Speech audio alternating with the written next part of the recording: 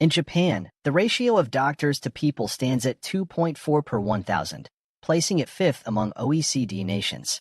This figure exceeds that of Tanzania, which has a mere 0.06 doctors per 1,000 inhabitants. The narrative begins with the introduction of Amami, a young physician, as he enters a restaurant to meet his friends. He apologizes for his slight delay and dabs the perspiration from his face. His companions inquire about his patient at the clinic and praise his dedication. Upon sitting down, Amami recalls that they have not enjoyed drinks together since their internship days. A friend comments on his constant busyness and suggests he rest more. Amami laughs, asserts his good health, and invites them to observe his well-being.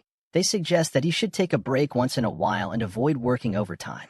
Amami responds that what he's doing now is his way of taking a break.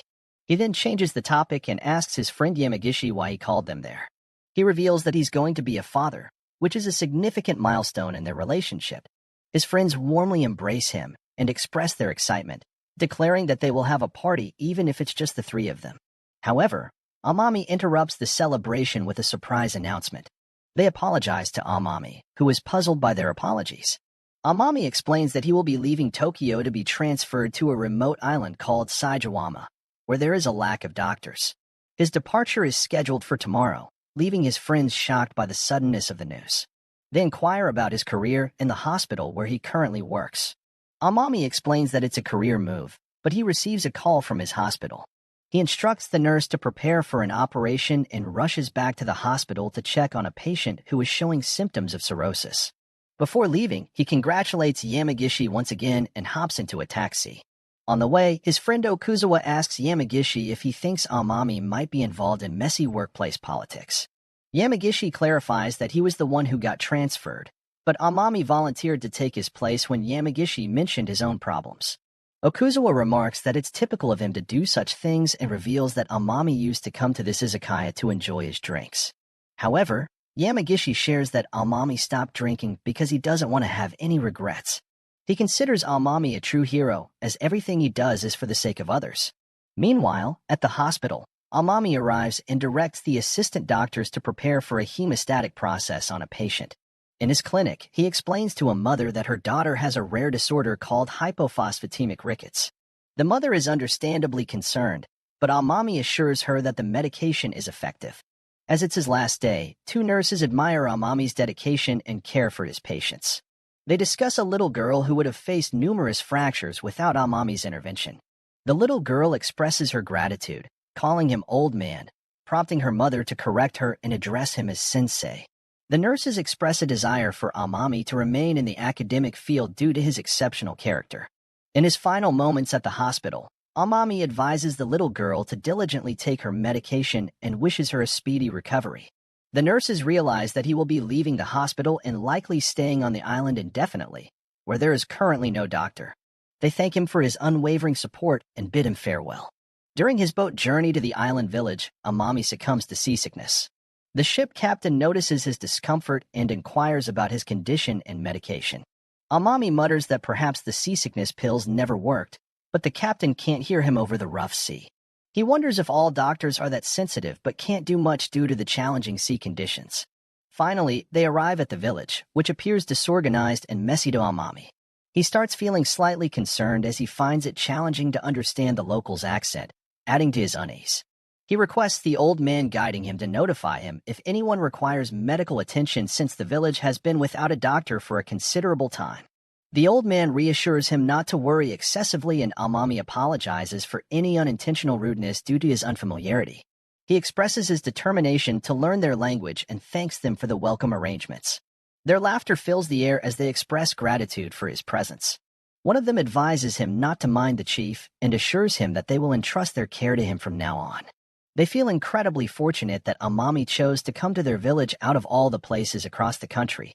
They mention the numerous places that lack doctors and often get ignored when seeking help. This makes them appreciate having a doctor in their village even more. They thank him once again and leave him to rest, hoping the storm will subside by the next day. Amami assures them that he'll rely on their support and requests that anyone feeling unwell should immediately seek his assistance. As he lies exhausted on his bed, he contemplates learning the village dialect. Suddenly, he notices a fridge in the corner of the room and moves toward it. but a powerful lightning strike hits the clinic, rendering him unconscious. In the alternate scenario, a group of ruthless slave traders make their way through the dense jungle in a rickety cart. Their cargo consists of young girls who have been cruelly enslaved, destined to be sold in the market. As they journey, one of the men signals for the cart to halt, his attention drawn to a troubling situation. Towards the rear of the cart, a girl, weakened and exhausted, collapses, her body refusing to carry her any further. The heartless boss orders his men to disregard her plight, even suggesting that they dispose of her since she is deemed unfit for sale. However, one man hesitates, his conscience grappling with the immense effort it took to capture her. But the boss's anger and fear intensify, leaving the man with no choice but to reluctantly agree to end the girl's life, dreading the wrath of his superior. With a heavy heart, he drags her into the depths of the forest, preparing to carry out the grim task. However, just as the man is about to fulfill his gruesome duty, chaos erupts. A colossal chimera, a fearsome creature of myth and legend, launches a sudden and savage attack, throwing the slave traders into a state of panic. In the midst of the chaos, the man seizes the opportunity to abandon the girl, fleeing for his own life and leaving her trembling with fear. Summoning every ounce of strength within her, the girl fights against her weakened state, determined to escape the clutches of her captors. Meanwhile, Amami, a kind-hearted soul, finds himself inexplicably transported to a strange and unfamiliar jungle. Driven by his innate desire to help those in need, he embarks on a journey of exploration, hoping to find someone who requires his assistance. It is during this search that he stumbles upon a peculiar sight, a small, slime-like creature peacefully drinking water. The sight is so astonishing that Amami can't help but question his own reality, pinching himself to confirm whether he is dreaming. As the pain registers, he realizes that he has indeed entered another world, or perhaps a realm of surreal possibilities. With his curiosity piqued, Amami cautiously approaches the creature, captivated by its unique form that resembles the slimes found in video games. He wonders about its biological structure and the mysteries it holds. Offering the creature a sports drink, he observes the unmistakable joy it expresses, its form seemingly animated by the refreshing liquid. While contemplating the creature's biology, Amami takes in his surroundings, noting the stark differences between this strange jungle and his familiar home on Saiwajima Island. Suddenly, his attention is diverted as a girl falls from the sky, landing near him with a start. Amami is taken aback by her unusual ears and peculiar breathing, her appearance a mesmerizing blend of feline and human characteristics. She attempts to communicate with him in her own language, but he struggles to comprehend, fumbling in his attempts to understand her words. Amidst this confusion, the slime creature unexpectedly leaps onto his face, wrapping itself around him. As he grapples with the bizarre situation, he is astonished to find that he can now understand the girl's urgent pleas as she implores him to flee. In the midst of their chaotic encounter, a massive chimera emerges from behind a towering tree, confirming the girl's words of warning.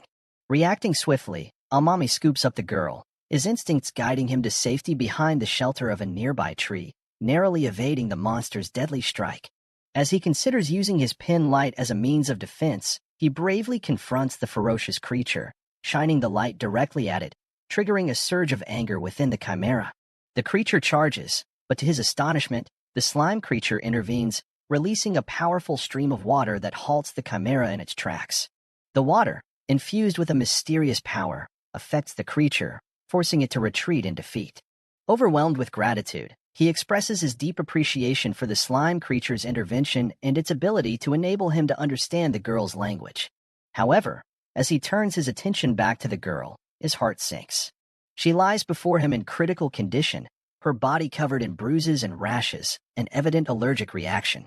He swiftly evaluates the young girl's condition, taking note of her severe allergic reaction that is causing respiratory distress, hives, and potential loss of consciousness. He quickly checks her radial artery for a pulse but finds it weak, while the carotid artery does not show any detectable pulse. Recognizing this as anaphylaxis, a systemic allergic reaction affecting multiple organs, he understands the urgency of the situation and the need for immediate intervention. Although he notices a wound on the girl's leg, he prioritizes addressing the severe allergic reaction first. With a sense of urgency, he retrieves an adrenaline auto-injector to temporarily alleviate the progression of anaphylactic symptoms and prevent the onset of shock until the girl can receive proper medical care. He calmly warns her that the injection may cause some discomfort and administers the medicine. The girl winces in pain as the adrenaline takes effect. Suddenly, a diverse group of individuals arrives at the scene, calling out to Amami. Curious about their unique appearance, a blend of humans and various animals, Amami flinches but then inquires if they are from a nearby village.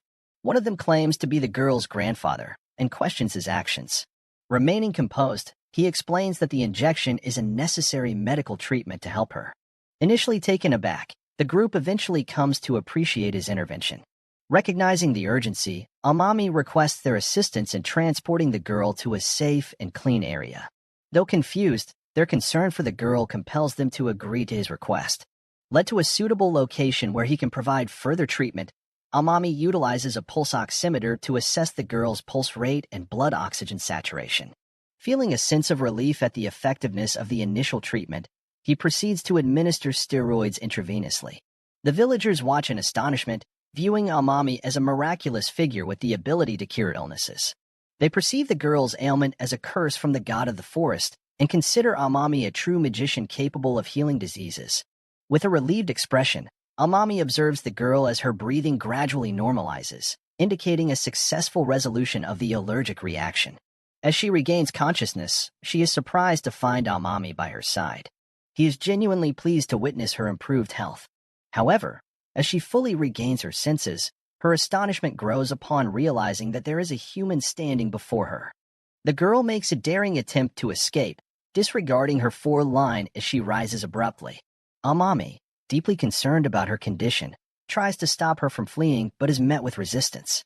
Unfortunately, she slips and falls, exacerbating her already precarious situation. Worried for her well-being, Amami approaches her and gently inquires about her injured leg, seeking her permission to examine her body. Startled, the girl makes another desperate attempt to escape. Suddenly, the slime reappears, utilizing its water abilities to immobilize her. Feeling trapped and defeated, the girl surrenders and implores Amami to care for her. Meanwhile, in a different location, a powerful chant reverberates through the air, invoking protection against malevolent forces. A priest performs a sacred healing ritual to treat the injured boss of the smugglers who had attempted to sell the girl. Miraculously, the priest's injured hand, previously wounded in a chimera attack, heals instantaneously. Filled with gratitude, the boss expresses his thanks, but the priest humbly credits the divine light for the miraculous healing, stating that he merely followed the guidance of the gods. The priest remarks on how deeply the boss's faith played a role in his recovery, noting that his own chest tightens with admiration for the boss's unwavering belief. The priest contemplates how immediate treatment could have saved the boss's entire organization, pondering whether their faith was lacking. With these thoughts, the priest concludes his reflection. Back in the village, the girl experiences a full recovery and rejoices in the newfound freedom from pain. Amami shares in her happiness, explaining that her relief is due to the effects of anesthesia, assuring her that her scars will fade quickly due to her youthful resilience. Overwhelmed with gratitude, she expresses her heartfelt appreciation, and Amami admits his immense relief at seeing her well once again. Curiosity piqued, the girl asks him if he possesses magical abilities, to which he denies, firmly stating that he is merely a doctor. She insists that anesthesia is a form of magic exclusive to human magicians. Amami patiently explains that even non-humans can learn and practice the art of medical care, assuring her that she too can acquire such knowledge if she desires. The girl reveals that she is a beastman's slave, expressing her burning curiosity about learning. Amami wholeheartedly agrees, extending his help and suggesting that they embark on this journey of learning together. With a warm smile, he introduces himself as Amami Yudo, but encourages her to call him Yudo. In return, she reveals her name as Korone, filling Yudo's heart with joy as he expresses his delight, promising to be there for her from now on. Unexpectedly, the elderly man arrives on the scene and addresses Amami, who informs him that his granddaughter is now in good health. The old man expresses his deep gratitude for saving her, but shocks them both by revealing his intention to return his granddaughter to the slave traders once she has fully recovered. The elderly man, addressing Amami as Sir Human, questions why he brought his granddaughter to their village. He reveals that he had given her to the traders to protect their village from harm, as practicing medicinal magic outside of the church's teachings is forbidden, and they are unable to meet their compensation obligations. He warns Amami that pretending to be ignorant won't be enough in this situation. Korone interrupts, shouting that he didn't steal her. In response, the old man roars, asserting that slaves shouldn't speak unless spoken to. Amami defends himself, explaining that he couldn't ignore someone in need. He argues that magical healing is more valuable than a human life, trying to justify his actions in helping her. The old man insists that Amami already carries the seeds of danger and demands his disappearance. As they argue, a gigantic chimera appears, attacking the village and causing panic. The villagers, believing that the creature has never come to their village before, fear that they are now doomed. They blame Amami for angering the forest god. Despite the warnings, he approaches the forest god. Korone urges him not to go, emphasizing the danger. Amami assures her that they won't be attacked. Moving closer, he realizes that the chimera is in pain, with a massive thorn piercing its skin. Amidst the chaos, Amami proposes a deal to the villagers. He explains that, amidst the confusion, he has no means of escape. He suggests bringing the situation under control in exchange for safe passage for him and the girl to leave the village. Initially, the villagers refuse and question the trustworthiness of a human's words. However, the old man, aiming to save the village from the chimera, agrees to the deal. Amami assesses the chimera's wound and decides to make an incision in its skin. Korone asks him what he intends to do. He explains that he plans to remove the object embedded in it. Astonished, a villager remarks on his bravery for daring to touch the forest god. Amami asks the girl to assist him, and she excitedly agrees. He expresses his aversion to neglecting his duty as a doctor, obligated to tend to a patient. He explains that a doctor engaged in medical treatment shouldn't refuse a request for an examination, regardless of the patient's nature, be it a god or an evildoer. He treats the wound with precision and asks Korone to hold the chimera for a bit longer. He uses lidocaine, a local anesthetic, and umidazolam, a sedative agent, to reduce pain, noticing that the midazolam is taking effect.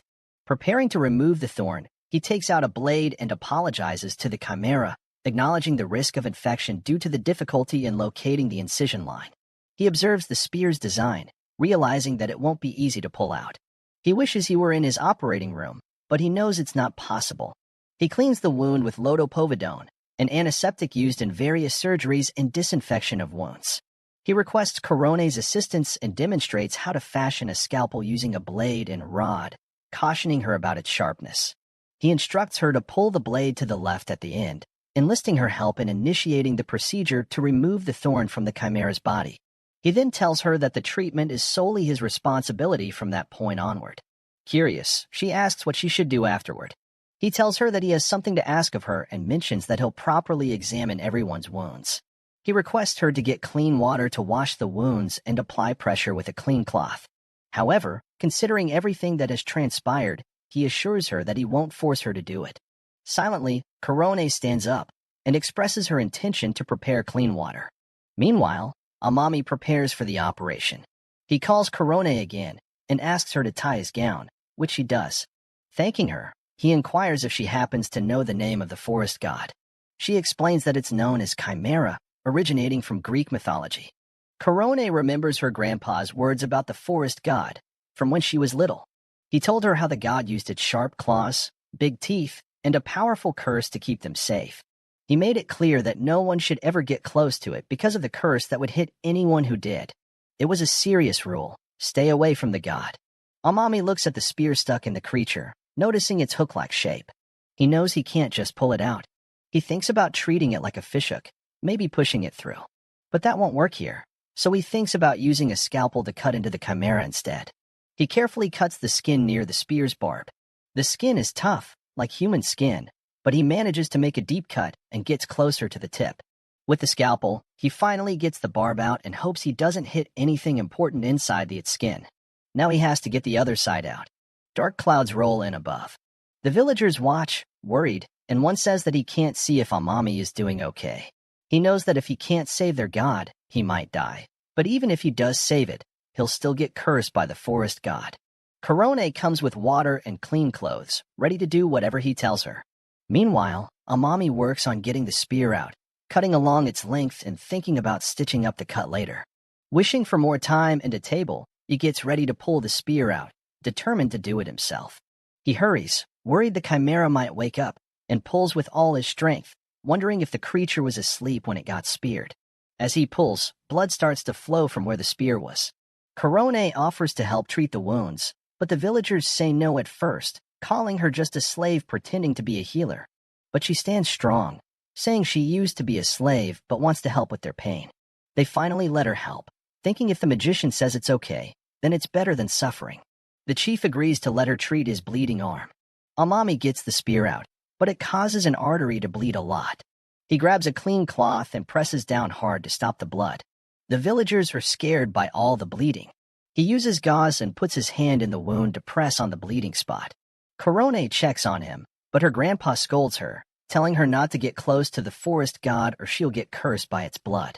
Amami thanks Korone for worrying and thinks about tying off the bleeding with his tools. The darkness from the clouds makes it hard to see, and he needs to stop the bleeding fast. He asks Korone for help with a lamp. She is torn between her grandpa's warnings and what the doctor said about medicine being for everyone. She decides to help, saying sorry to her grandpa, and brings a torch to Amami. He thanks her and says he needs another tool, the one she uses to change scalpel blades, with a bendy tip. She shows him a curved tool, and he's glad she knows what he means. Then he asks for a medical pen light. She gives it to him, and he tells her to shine it inside the wound while he lets go of the torch. With her help, Amami stops the bleeding. He wonders if taking off the gauze will make it bleed again, but tells her it stopped, and he'll keep going with the surgery. She worries about him being all bloody, but he says there's no time to worry about being clean. He's focused on being a good doctor and helping his patient. This impresses her a lot. He starts stitching up the wound so it won't open again. Doctors use different kinds of stitches depending on the situation. If they don't need to take the stitches out later, they use ones that dissolve on their own. If they need to check the wound again, they use stitches that stay in until the next visit. Amami finishes up, thinking that the bleeding should be done, but leaves things as they are just in case. He stitches everything up tightly to make sure it stays closed. He informs Korone that the tool did its job, and he's okay for now. They have to be careful closing up the wound. He says sorry for making her stay longer. He puts in a drain to let any extra fluid out. He knows watching the healing will be hard, especially since staying in the village might be tough after this. The next morning, she tells Amami that he did great, and he thanks her and praises the creature for being strong during the spear removal. And now, the forest god is awake. He announces that the surgery is all done. Amami starts treating the wounds of the village members despite his exhaustion. While washing his clothes, the girl asks if he's not going to rest. He replies that he's just washing off the blood from earlier, fearing the possibility of getting infected with some strange virus. Korone is surprised to hear the term virus. Amami suddenly remembers something and checks her eyes. He advises her to wash her eyes along with her body and cautions that viruses can enter through the eyes too. He emphasizes the importance, even if it stings a little. He expresses a preference for a bath over the river, but Korone explains that the only available bathing spot is in a nobleman's estate. As she moves towards him to clean his eye and teases him, they playfully start splashing water around. Amami sits in front of the village chief, who asks if he wants to take Korone with him. He agrees, and the chief explains that there's a chance slave traders will come back to look for her, so it's safer if she accompanies them. The chief recounts how his daughter passed away shortly after giving birth, and her father, a hunter, also died from an injury. He explains that for them, death isn't uncommon. Amami is surprised to learn that their lives depend so much on childbirth and food safety. Back in 1899, Japan faced a high number of deaths among mothers, with about 409 out of every 10,000 women dying due to childbirth. However, after they started using modern childbirth practices, this number greatly decreased. Now, it's down to roughly 3.3 per 10,000 women. Meanwhile, in the Western African Republic, the situation is still serious today, with about 130 out of every 10,000 women dying from maternity-related causes. The village chief expresses the impact healing magicians could have had, mentioning that many youngsters died due to injuries since they lacked access to such healers. He laments that their village won't survive, especially after injuring the forest god. He fears it won't be long before humans consume their land. Shockingly, he reveals that he gave Korone to the slave traders. He explains that initially, he did it to broaden her horizons and secure a promise not to harm the village, hoping it would safeguard them, but it all amounted to nothing. Amami advises against giving up on saving the village, emphasizing that where there's a will, there's a way. Korone encourages the chief not to shoulder everything alone and promises to return one day, assuring them that she and the forest god will assist Yuta in his magic as repayment for saving their lives. She expresses her determination to come back after learning how to heal others. Amami asks the chief if he could gather more tools to aid in helping more people, and indicates his desire to extend his assistance. The chief suggests a human country to the doctor, but he expresses concerns about fitting in among humans and desires a place where Korone can be safe. He inquires about a place where various races coexist. In the country of elves, within the hollow of the world tree, something significant is unfolding.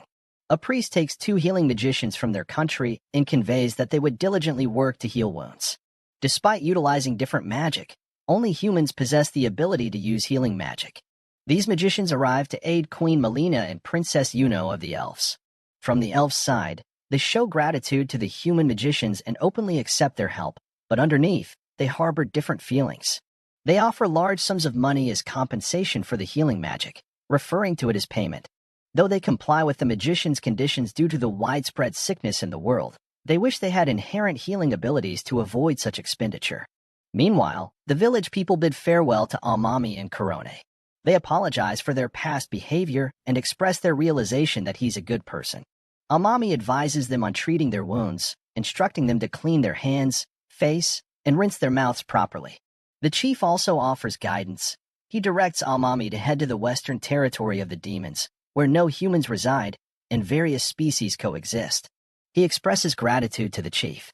He advises Korone to refer to Amami as Master outside the village as a precaution, and she agrees, though. Amami thinks Master is a bit much. They both depart from the village, leaving the villagers with happy faces. On the way, Amami pauses, and Korone asks what's wrong. He explains that he wanted to check on the forest god, but he couldn't find him anywhere. He realizes he won't be able to check in for a while, and worries that if the forest god's wound festers in the dead space, it will be detrimental. Suddenly, it appears in front of them, and Amami is overjoyed. He rushes toward the god, asking if it was waiting for him. He notices the god's wound is closing, and its fur is regrowing. He wanted to witness the healing process, but he knows he must leave this place. He advises the forest god to take care of its wound. Amami considers it a good case study, but acknowledges that he can't write it up at the moment. As they start walking away, the creature begins following them. Amami asks if the god intends to accompany them. He consults Korone about taking the forest god along. She is unsure, but he fears another random attack and suggests they bring the god along for safety. All 4 of them embark on their journey together. Amami feels relieved not to be alone while exploring a new land. Meanwhile, in the church, humans gather to discuss their healing magic powers. The priest cautions the magicians, who remained in the hollow of the tree in the country of elves, to remain vigilant. He advises them that elves, with their extended lifespans, can gather knowledge from various sources. He instructs them to cease treatment immediately if they suspect someone might attempt to steal their magic. The healing magic is exclusive to them, providing respect, prosperity, and national security. When the magician queries about the repercussions of their magic being leaked to other countries, the priest grimly responds that the country would face complete erasure from the map. Priest elucidates that on this land, the weak are oppressed.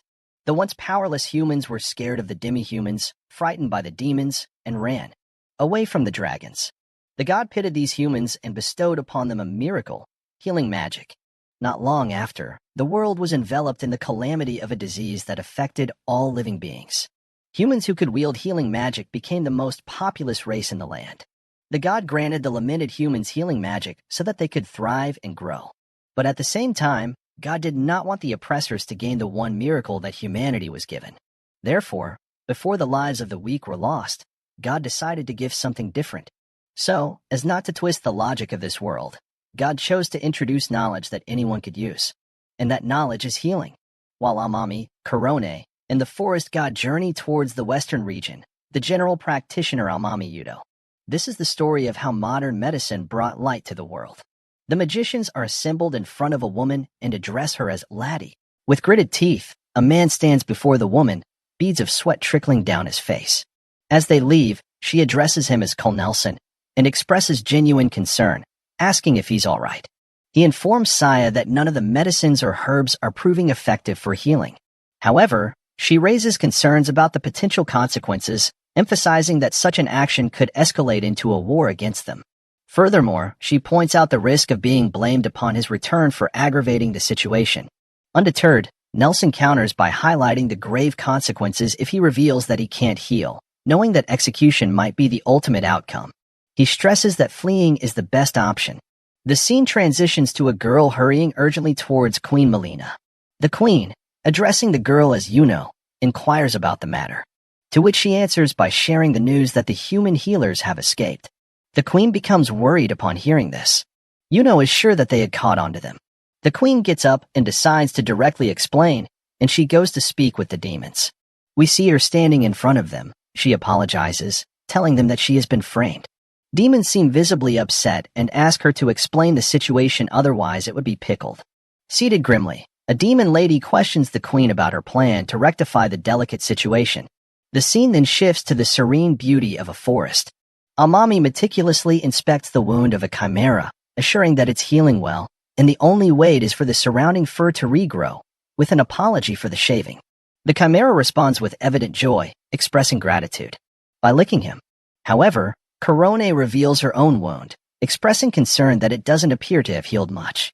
Amami reassures her, emphasizing that the slower healing of her wound is entirely normal compared to the remarkably fast healing speed of the chimera. He then shares his plan to document this as a case study. In response to her inquiry about the term case study, Amami explains that it is a publication designed to illustrate effective methods of treating illnesses, serving as a valuable resource in hospitals. This revelation astonishes Korone, who questions the wisdom of casually publishing such crucial information. In a sudden turn of events, a snake attacks Korone's collar, breaking it. Amami reacts with surprise, and they all share a joyful moment over the unexpected incident. Despite the snake's serious expressions, Korone affectionately hugs it, expressing gratitude. She also extends her thanks to the forest god. Slime shows its affection by licking Amami's cheek. The scene then shifts to a forest where a girl is desperately fleeing from a pack of black wolves, attempting to save herself. The girl tries to halt the wolves' attack with her magic, but the wild wolves appear to be beyond control.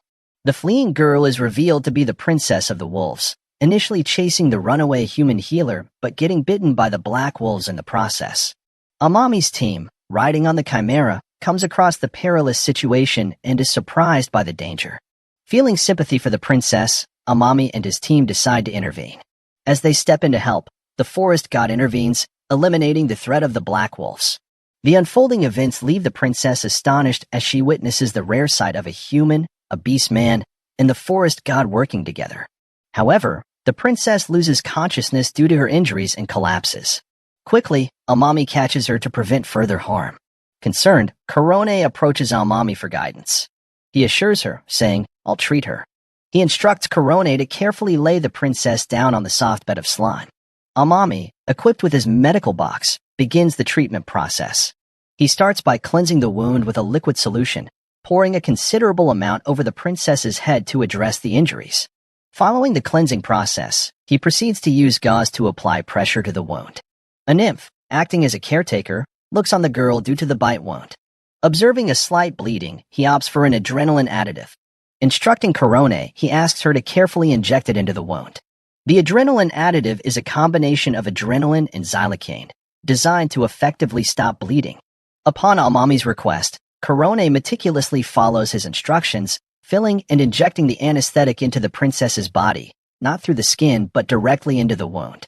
After Korone completes the injection, she checks the princess's wound with a cloth and is pleasantly surprised to find that the bleeding has been successfully halted. He then proceeds to use a skin stapler to seal the wound. The skin stapler is a medical device employed for suturing external wounds. It exerts less pressure on the skin compared to needles and thread, aiding in speeding up the operation. However, the use of staplers is prohibited for internal wounds, such as those involving nerves, bones, and blood vessels. Amami resorts to stitching the wound and efficiently concludes the procedure. Korone observes the effectiveness of the skin stapler, marveling at how quickly it seals the wound. Amami explains to her that since the wound was clean and not too deep, it took less time to address. He reassures Korone that with this treatment, the girl will recover soon. Amami expresses concern as he notices his medical box running out of tools, leaving him a bit clueless about the next steps. Just at that moment, the princess regains consciousness, finding herself lying on the ground on a bed of slime, which surprises her. Amami's team shows excitement at her awakening, but the princess appears nervous in the company of these individuals. Korone advises her not to touch the wound, and Amami cautions her, saying, "Don't mess with it. It hasn't healed completely yet, as he has just treated it." The princess is astonished to find that the bleeding has completely ceased. Amami reassures her, mentioning that he has successfully sutured the wound. He acknowledges the possibility of a scar in the future, but notes that it can be concealed with her hair. Intrigued, the princess wonders if this human treated her, and asks even when the wound was spurting out profusely. She asks if he's a healing magician. Amami looks surprisingly at her, attempting to formulate an answer. Before he can respond, Korone enthusiastically affirms that he is distinct from other humans and proudly declares that her master is among the greatest healing magicians ever.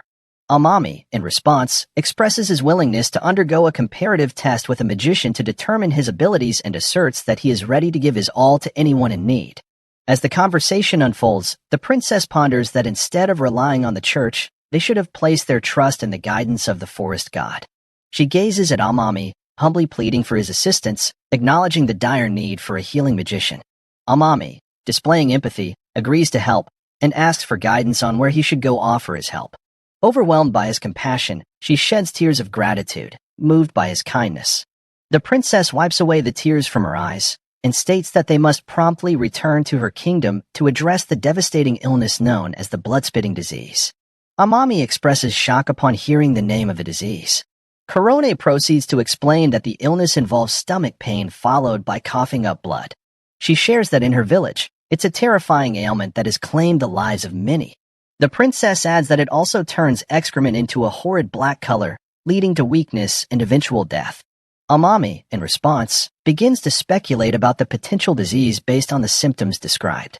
Based on the information provided, such as black-colored feces and gastrointestinal bleeding, he speculates that the disease may be affecting the upper gastrointestinal tract. He remains hopeful that he can treat it with the remaining medical resources he has. Recognizing the importance of a first-hand examination for an accurate diagnosis and subsequent treatment, he prepares for their journey. Amami addresses the forest god, inquiring whether it will allow them to ride again as they embark on their quest. The forest god agrees with a gesture, and they mount on it, setting off on their journey toward the elves' realm. The forest god runs at full speed, carrying them swiftly to their destination. The sight is breathtaking, and everyone is filled with happiness and excitement as they ride through the enchanting forest.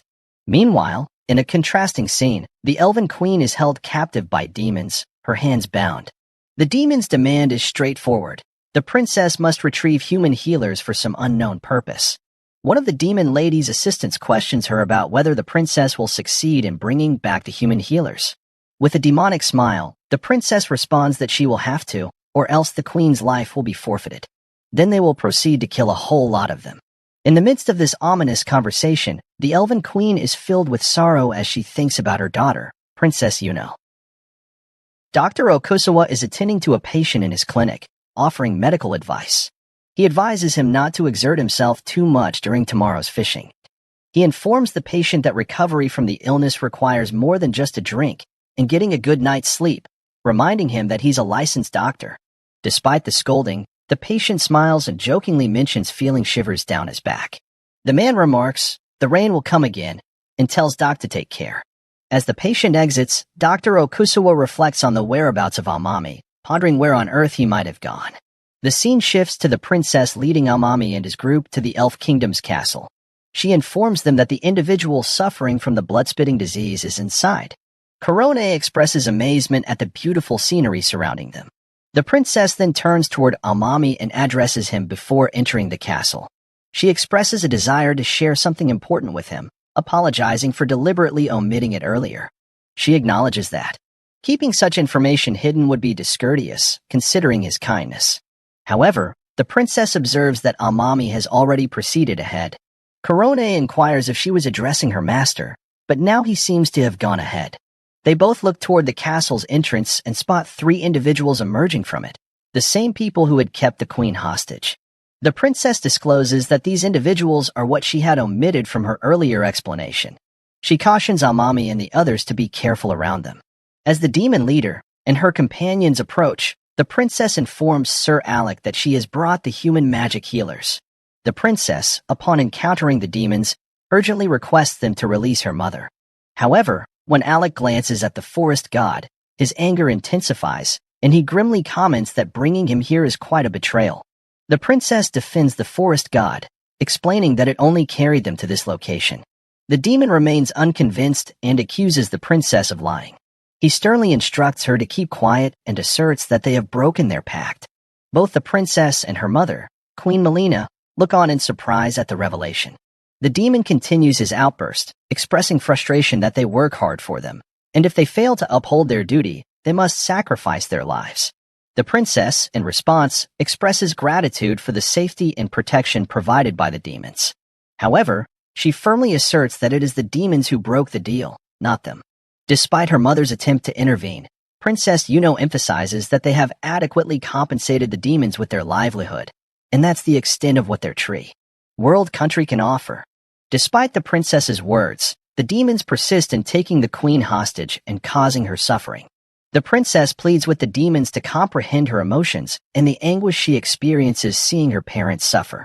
Frustrated with the constant emphasis on safety, she declares that the demons have no right to discuss duty.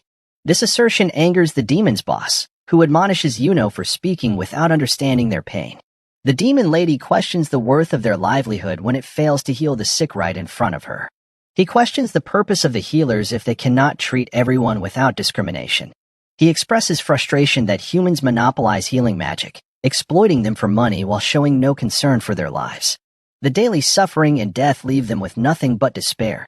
In an outburst of anger, he declares her refusal to forgive them, vowing to kill them all and make them understand the pain they've caused. Shouting in rage, he promises to inflict upon them the suffering they have endured, providing them with a taste of their own pain for free. Utilizing his magic, he creates a powerful effect on the surroundings, emphasizing the intensity of her emotions and determination for retaliation. In the midst of a fierce wind, everyone struggles to evade its force. Suddenly, the demon undergoes a stunning transformation into a massive black dragon. With determination in his eyes, he vows to reduce them to mere bones. Unfurling her expansive wings, he prepares to unleash her formidable attack, leaving those witnessing the spectacle in utter shock. The transformed dragon attacks with fury, declaring a challenge to anyone attempting to heal the aftermath. A ball of fire erupts from his menacing mouth as he moves continuously, wreaking havoc with her fiery assault.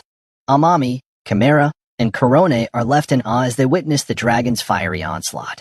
In a critical moment, just when it seems they are about to be reduced to ashes, Slime intervenes, saving the lives of the doctor and his companions with its water-based abilities. The dragon, shocked by the unexpected counter, sees its fire extinguished by the water. Amami and the rest, still catching their breath after narrowly escaping death, express their gratitude to Slime for its timely intervention. Additionally, the forest god joins the fray, launching an attack against the dragon. The weakened dragon stands before the formidable forest god, perplexed by the unexpected alliance between humans and this powerful entity. In the midst of this confrontation, Amami signals the forest god to halt its actions. With a raised hand, Amami requests an explanation, asking about the whereabouts of the individual afflicted by the blood-spitting disease. Despite the ongoing conflict, Amami insists on the urgency of examining the patient with the blood-spitting disease.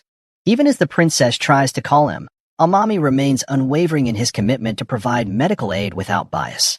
He stresses his dedication to all patients and urges them to take him to the afflicted individual right away. The princess is surprised by his selfless act, while the demon Alec continues to doubt the trustworthiness of humans. Suddenly, the king of the dragons, the dragon of insanity Lintworm, makes an appearance. Princess Yuno expresses surprise at the unexpected arrival. Lintworm approaches the group and questions why they are attempting to harm the individual who came to heal her. The demon Alec queries her own mother, the king dragon, about the purpose of her presence. She inquires if he even knows who he is fighting against. Alec reflects on his initial assumption that he wouldn't face much trouble from him. The Dragon King approaches Amami and his friends, expressing approval for their presence. As her eyes meet with Amami, Yuno, and Corone, it sparks confusion among them. Moving closer to Amami, she gently touches the slime. Surprising everyone, she addresses the little slime as elder with great respect. The slime responds with a smile, appreciating the gesture. The Dragon King offers apologies to the slime, taking responsibility for the situation. She commands her people to release Queen Melina. The unexpected turn of events leaves everyone bewildered, especially when she begins apologizing on behalf of her children. However, her sudden coughing fit, accompanied by the spitting of blood, sparks concern and shock among those present. Amami, quick to respond, steps forward to assist. Recognizing the symptoms, he anticipates that she might be the one suffering from the blood-spitting disease. He requests Princess Yuno's help in moving her to a place where she can lie down. Meanwhile, he instructs Korone to handle his belongings. In response, Alec vehemently protests, demanding that they keep their hands off his mother. Amami swiftly directs the group to bring the Dragon King into her room and carefully lays her down on the bed. Conducting an examination, he observes a palpable conjunctival reaction in her eyes. Though uncertain about the functioning of her body compared to humans, he suspects that she may be suffering from anemia. He emphasizes the potential need for a blood transfusion depending on the circumstances. To answer her query about blood transfusion, Amami explains to Korone that it involves providing blood from another person to the patient, especially when the patient lacks an adequate amount of blood. The Elven Queen recalls hearing about transfusions from a long time ago, noting that the technique was prohibited due to the recipient suffering and dying. Amami speculates that the prohibition could be attributed to issues such as differences in blood types or problems with hygienic conditions. Amami considers that the deaths from historical transfusions could have been influenced by factors like infection. However, he acknowledges that the practice is forbidden now. The princess explains the significance of the leaves of the world tree, stating that they possess the power to alleviate fevers and remove pain. She emphasizes that the country was established around this tree due to its healing properties. Amami inquires about the usage of the world tree leaves, and the princess explains that they are brewed in water and consumed immediately. When he suggests using tree bark for a similar effect, the princess clarifies that they cannot use the bark. Amami speculates that the leaves might have properties similar to aspirin or quinine. He then takes out aspirin from his bag, explaining its effectiveness in calming fevers and relieving pain. While they ponder whether it's similar to the world tree leaves, Amami cautions that it might not work as intended due to the patient's symptoms, as aspirin thins the blood and could increase bleeding, potentially causing damage to the stomach lining. Korone concludes that if the leaves damage the stomach, it means they might have the opposite effect on her from what they desire. He advises them to stop relying on the leaves as they could potentially deliver the opposite effect, and it would be best to cease using them as medicine on her. The demon Alec questions him about the truth of this information. Amami expresses uncertainty, stating that he's not 100% sure if it's the same drug, and he needs to verify it. Dragon Queen then asks him how he will help them. Amami then considers other symptoms and potential treatment methods. He mentions that it's likely internal bleeding in her upper gastrointestinal tract, so an endoscopy would be ideal. He explains that an endoscopy is a procedure that allows him to see inside the body using a specialized tool. With it, he can identify the source of internal bleeding and take steps to stop it. Princess Yuno is astonished to see this tool and the associated magic, experiencing it for the first time. The ailing queen opens her eyes and expresses her understanding of why the elder slime is accompanying Amami, suspecting that he is not from their world. He smiles in response while everyone is confused by this question. She then calls for her son and conveys that she believes this is the end for her. Although she tries to maintain a composed demeanor, she now accepts that there's no other way for her to survive. She apologizes to the Elven Queen and Princess for the trouble she caused. The Queen holds Alec's hand, her eyes brimming with tears, and a somber atmosphere envelopes everyone. Korone, desperate for a solution, questions Amami about any possible means to save her. He contemplates various options, recognizing the limitations of vasopressin and the challenges of performing a laparotomy without sufficient tools. Suddenly, a glimmer of hope brightens his expression as a new idea to save her crosses his mind. The son, eager for a solution, asks Amami if there's a way to save her mother now. Amami, before revealing his plan, needs to confirm something. He questions Alec about the cuts on his hand, specifically whether they existed before his transformation into a dragon. He confirms affirmatively, curious about the purpose behind his question. Amami, with a glint of hope in his eyes, suggests that his mother may also have these cuts on her body. Perplexed, Talek seeks a clearer explanation from Amami. In response, he elaborates that due to the cuts that he has, there might be a way to treat his mother without relying on an endoscopy to visualize the inside of her body. He proposes that if his mother transforms into a large dragon, he might be able to help her. The queen, hearing this, opens her eyes and questions what he is suggesting. Amami's strategy involves entering the body of her dragon form himself to halt the internal bleeding.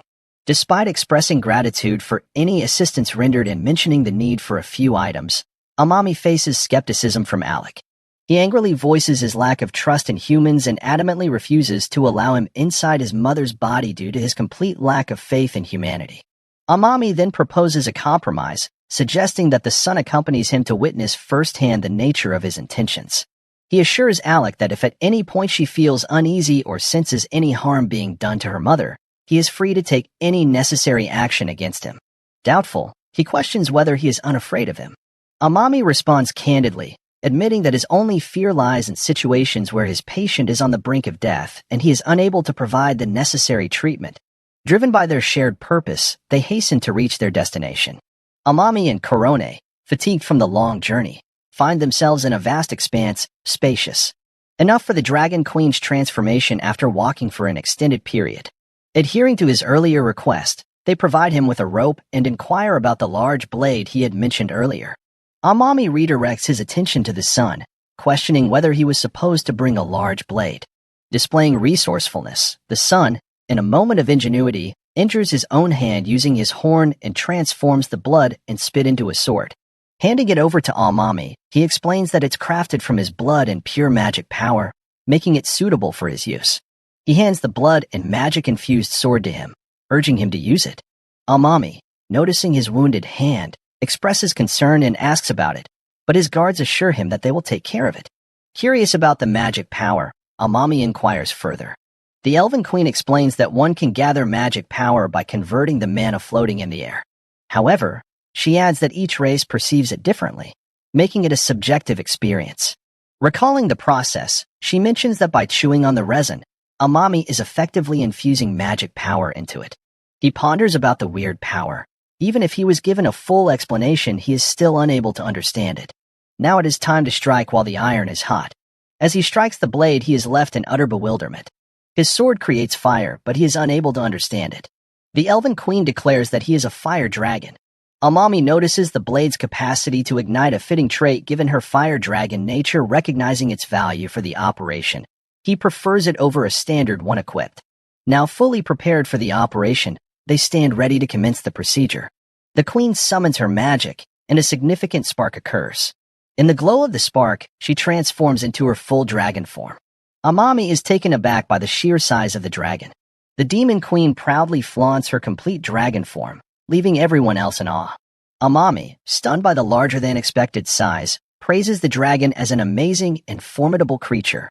The demon prince seeks Amami's attention, calling out to him as everyone looks on anxiously.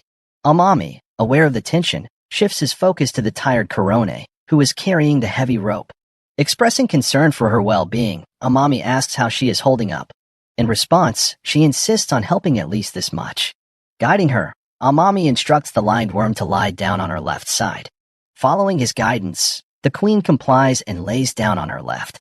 With everyone in position, they signal their readiness to enter her body.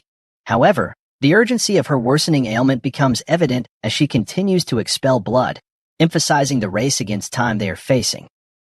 The rope starts to move quickly, which makes Alec feel anxious about possible problems or what could be happening inside his mother's body.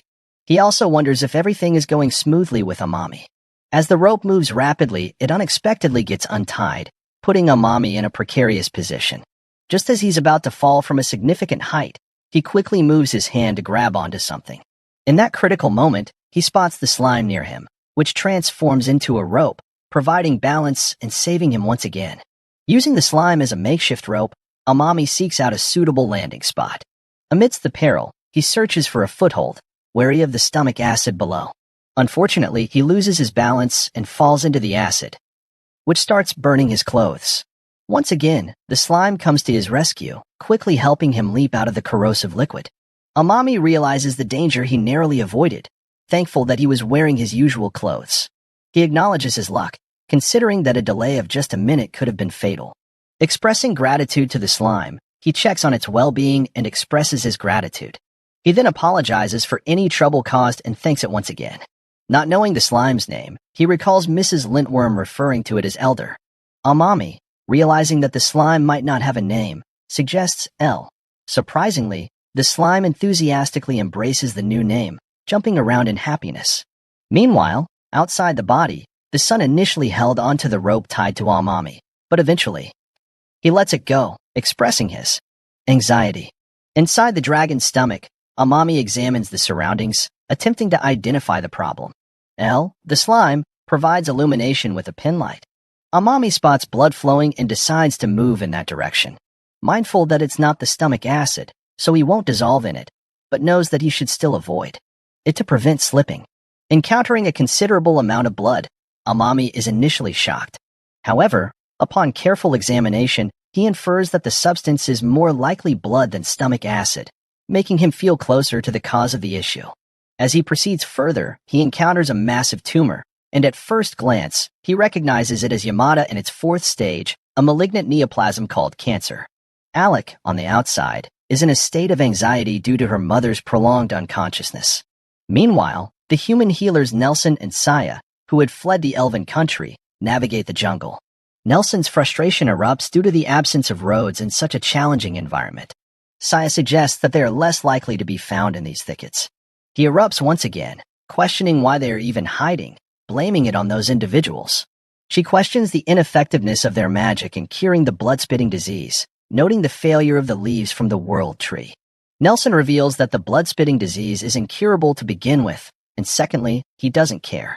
He regards Lintworm as unfortunate for having such a disease. Saya proposes that the Eccles possess the ability to cure the blood-spitting disease. In response, Nelson cautions against using him as a standard, stating, "He's an anomaly and can heal any disease, a feat no one else can accomplish." Saya remains contemplative, convinced that there must be a hidden secret to it. He reasons that if everyone could do it, they should be able to as well. Their contemplation is interrupted when they come across a pack of black wolves and prepare to defend themselves. Back to Amami, he continues examining the notably large tumor, grappling with the challenge of treating it in a manner similar to how it would be done in humans. He arrives at the conclusion that the blood spitting is sufficient to induce anemia due to the presence of this sizable tumor. Assessing the visible stalk, he determines that his initial steps should involve its ordinary removal. Planning to secure the stalk, he contemplates using a cup or a polypectomy snare, followed by employing a snare or electrocautery to sterilize the incision. However, he lacks these tools, and even if he had them, they wouldn't be adequate for a tumor of this magnitude. Considering the use of a rope as a makeshift solution, he realizes it should be sufficiently robust and able to withstand the heat of cauterization. Yet, he acknowledges a lack of the physical strength needed for such a maneuver. The looming concern is whether he can successfully halt the hemorrhage. He understands that the sword, though distinct from electrocautery, might not be appropriate for this particular situation. Considering the possibility that an impaled object is causing the bleeding, he contemplates using the large scalpel to address the issue. Recalling his ability to use flames for cauterizing a stomach ulcer, he hesitates due to uncertainty regarding the safety of removing the tumor in this manner, especially considering the Dragon Queen's anemic condition. He recognizes that she may not be able to withstand such a procedure, and if the blood engulfs her stomach, the likelihood of her survival diminishes significantly. For this reason, he comes to the conclusion that he cannot afford any further delay. Immediate action is necessary. Recognizing that the condition is likely to worsen with time, even if he were to retreat, the prospect of finding additional tools remains uncertain, and returning to the location is equally challenging. He gazes at the tumor and realizes that decisive action is imperative. Thus, he begins the process by looping the rope around the tumor while running in circles, simultaneously initiating the pull on the rope. Contemplating the need to tie off with a square knot, he understands that he must exert as much force as possible without risking the tearing of the rope. As he observes blood emerging from the tumor, concern grips him, signaling potential issues with the blood supply not being completely severed. The color transitions from red to purple, signaling the need for further intervention. Amami's hands shake, and a numbness begins to set in. The slime on his shoulder proves to be a helpful ally in the knot-tying process. Amami is surprised to discover that the slime can also utilize the tree on its head. Expressing gratitude for its efforts, he instructs the slime to continue a bit more, and with their combined robust efforts, they successfully tie a square knot around the tumor. This action halts the blood flow and confirms the interruption of its blood supply. It appears satisfactory for the moment. Subsequently, he employs the flame sword provided by the daughter. Amami starts cutting the tumor, acknowledging that it may not fully compare to an electrocautery, but he believes it will suffice for the task at hand. He proceeds with the task slowly and cautiously, mindful of the tumor's soft nature. Outside, the son becomes increasingly anxious about the prolonged duration of the procedure. Trying to offer reassurance, Korone states that the master will save his mother, urging her to stay calm. Skeptical, the son questions Korone's confidence and issues a warning that if Amami fails, she won't be spared from consequences either. In response, Korone asserts that Master saved her life before, highlighting his incredible abilities. Despite the differences in their ailments, she believes he can heal his mother as well. Alec, now angry and skeptical, questions whether Amami saved Korone from the blood-spitting disease.